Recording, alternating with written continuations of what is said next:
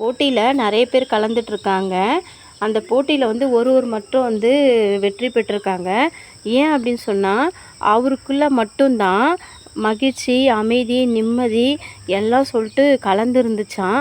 என்ன அப்படின்னு சொல்லிட்டு எல்லாரும் வந்து கேட்டாங்களாம். "உங்களுக்குள்ள மட்டும் எப்படி இவ்வளவும் கலந்துருக்கு?" அப்படின்னு.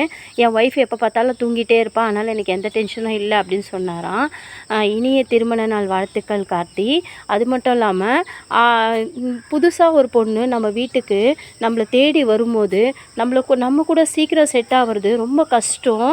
ஆனால் அப்படி தங்கச்சியோடு தங்கச்சா, அம்மாவோட அம்மாவா எல்லாத்தோட ஒன்றா சேர்ந்து ஒரு பொண்ணு வாழ்றா அப்படின்னு சொன்னால், அந்த பொண்ணுக்குள்ள நிறைய அதிசயமான குணங்கள்லாம் இருக்குது. அப்படி ஒரு பொண்ணை தான் எங்கள் தம்பிக்கு நாங்கள் கண்டுபிடிச்சி கல்யாணம் பண்ணியிருக்கோம்.